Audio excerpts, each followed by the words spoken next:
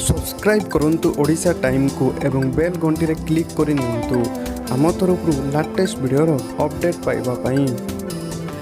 Corona virus संक्रमण कारणर विश्व में रोजगार ठप हो जाइछि। एथिरु बॉलीवुड भी बाद पड़ी नहीं। बॉलीवुड रो सिनेमा रिलीज और शूटिंग को भी लॉकडाउन शेष पर्यंत अटकाई दिया जाइछि। चलित वर्ष कोरोना भाइरस कारणर लॉकडाउन लागू करा जिबा परे विवाह उपरे भी प्रभाव पड़िछि।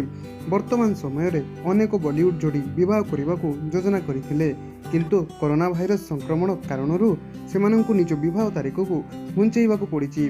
तेबे आसंतु जानिबा बॉलीवुड रे एमिति किछि जोड़ी अछंती जे माननको विवाह लॉकडाउन परे हबो बोली सुनिबाकू मिलुछि।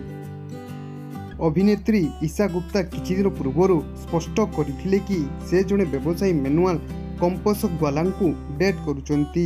एथि सहित लॉकडाउन शेष होबा परे से विवाह करिवे बोली भी गणमाध्यम को कहिसंती। सेहीपरि अनेक दिन हबो दुहे दुहिंकु डेट करुथिबा रिचा चड्ढा और अली फैजल एप्रिल शेष में विवाह करने तारीख स्थिर कर देइथिले, किंतु कोरोना भाइरस हेतु होइतिबा लॉकडाउन कारणर एही विवाह को स्थगित रखा जाइछि। एबे सुनिबाकू मिलुछि कि लॉकडाउन शेष होबा क्षणी दुहे विवाह करिवे।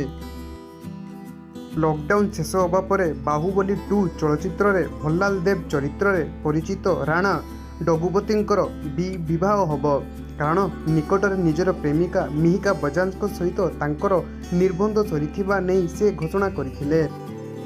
तेबे लॉकडाउन परे बॉलीवुडर अभिनेतांको विवाह तालिका रे वरुण धवनकर नाम भी रही।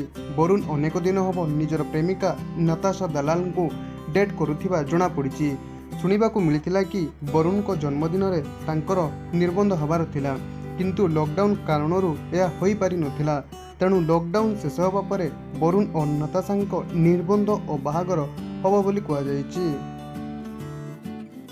तेबे अभिनेता रणबीर कपूर और अभिनेत्री आलिया भट्ट को विवाह लॉकडाउन पर हेबार थिला, कारण रणबीर को पिता ऋषि कपूर पुअर विवाह देखिबाकू चाहुथिले, किंतु इतिमध्यरे तांकर देहांत होई जाइछि।